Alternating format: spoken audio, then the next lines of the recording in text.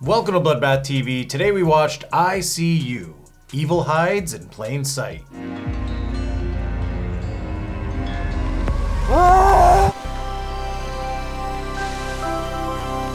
This movie has many twists and turns, so we have to talk about some of them. We won't spoil everything, but there is going to be a major plot point that we have to talk about because it happens about half an hour into the movie, and then we won't talk about the other big stuff.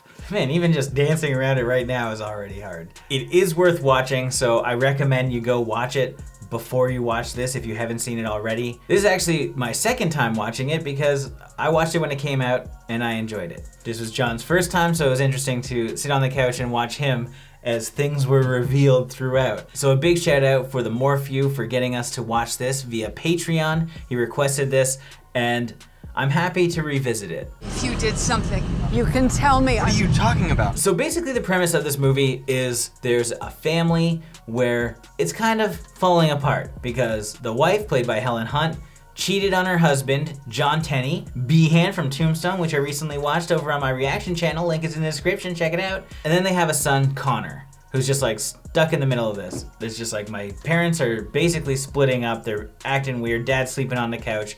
Mom is trying to pretend like nothing happened even though everybody around her is pissed at her. Dad is a detective who's trying to solve a missing persons case. There's a bunch of kids that have gone missing, and at the crime scene there's always these green pocket knives. And then weird stuff just starts to happen around their house. Ghost-like. Like we alluded to in the beginning, we're trying not to spoil it, but 30 minutes into this film, you have this setup. You see the family, you see the rise, the fall, you get the whole situation, and then you get a twist. And I love how this film just like flew by. At first I was like, wow, this 30 minutes felt like an hour. Like I actually like thought the film was like almost done. Yeah. But I was in for more. I was invested. It's kind of because like the way the cinematography, there's all these like slow dollies ins, there's a lot of drone aerial photography, and you're constantly looking in this house, like looking in the background because you're like, there's a ghost in here, like something's happening in here. It didn't help that you assume paranormal right away when you see our little kid Justin riding his bike in the introduction. It looks like it was like a plasma force palm. But it is revealed at the 30-minute marker around there that it's just a couple kids dicking around living in their house, which you would not suspect. I mean, you start to think about it because it's like, oh, where's my cup? Oh, it's on the roof. All these different things start happening and you're like,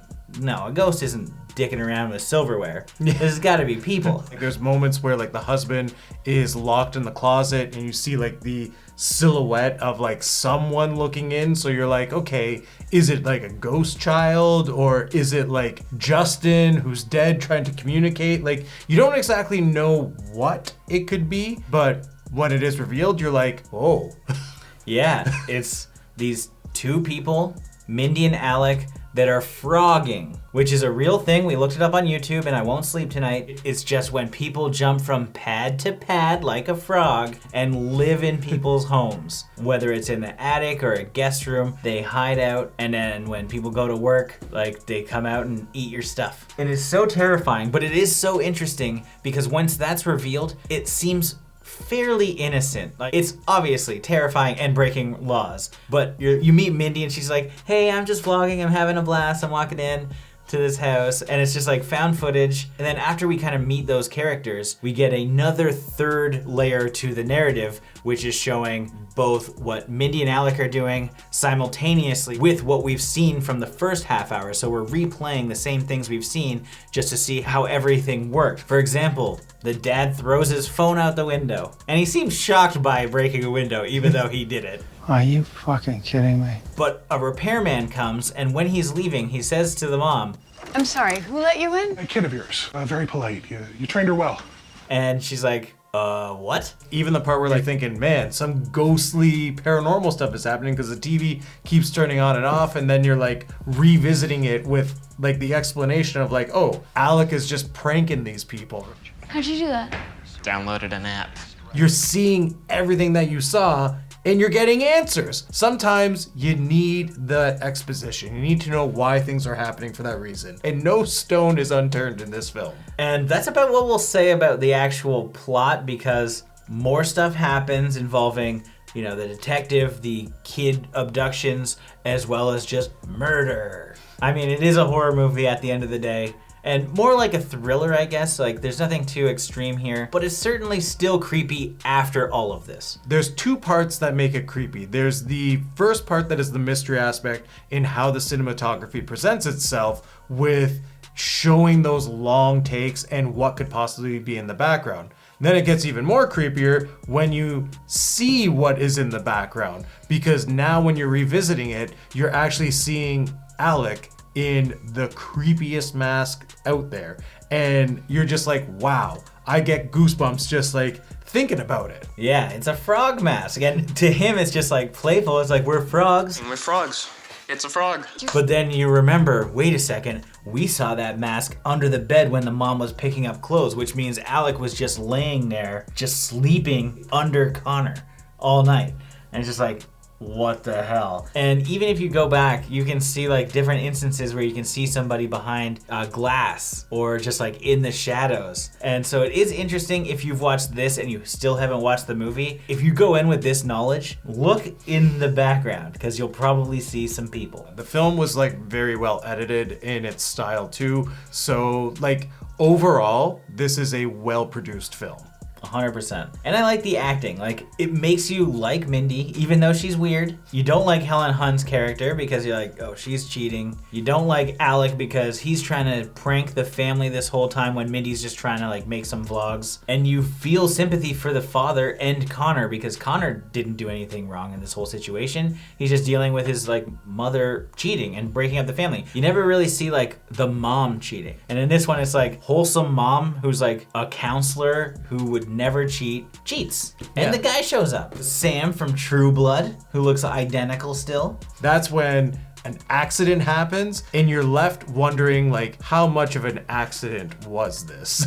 I will say this without spoiling anything, the third act is amazing. I wish I could talk about the third act right now. That's how awesome it is. I know a lot of this channel is breaking down stuff, but generally it's B movies and it doesn't really matter. This movie hinges on you not knowing the last part of the movie. Now, what didn't we like? I didn't like Alec because he was a little shithead. You find yourself to be furious with every situation. The more you get to know Alec, the more you're like, oh, I really hope this guy gets caught. He was just like, just causing shit. Taking pictures of the family out of the things. It's like, come on, you're gonna get caught. Please stop doing that. We understand his motivations at the end of the day, but he's still a little shit. But you gotta praise how they develop his character. I guess so, yeah. They do a good job making you really want to hate him. We both really enjoyed this movie. We don't have that many dislikes, and anything we would say is going to be nitpicky. This is a great movie. It's very unique in the way that it delivered the story because they convince you that one thing is happening, and then it's spun on its head, and you're with these new characters that describe all of the things you were questioning were a ghost.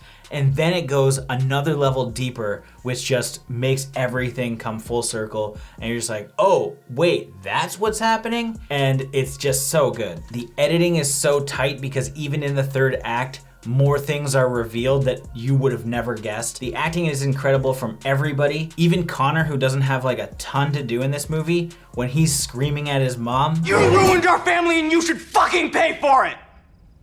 we were just both like, damn. It's nice to see Helen Hunt in things, even if she is a little scummy. And I'm a big like crime fan, like I love crime shows and stuff. So having that extra element of the missing kids in the background, trying to figure out how that works into all of this, and it's just so fun, in a dark, creepy way. I hate that I know what frogging is now. I hate there's a term, and I hate that there's countless YouTube videos about it. I'm sure Mr. Ballin has fucking 50 of them. It's a great movie, and even better on the second go, so I'm gonna give this 4.5 creepy records out of 5.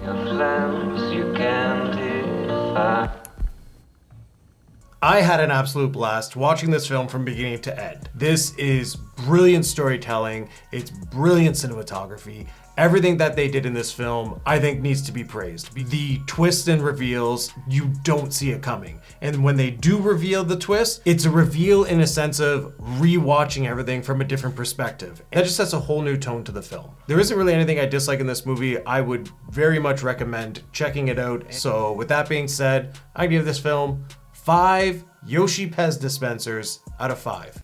As always, thank you for watching. Like this video and comment below with your thoughts on the film if you've seen it. If you haven't and you do want to check it out, links are in the description. If this is your first time here, make sure you subscribe to the channel, stay up to date with everything we're doing here on Bloodbath TV, which is generally way cheesier movies than this. We just review like softcore stuff and weird B movies from the mid-2000s. Patreon makes us, step up and talk about cinematography from time to time. So if you enjoy that kind of thing, please subscribe, and we hope to see you on the next one.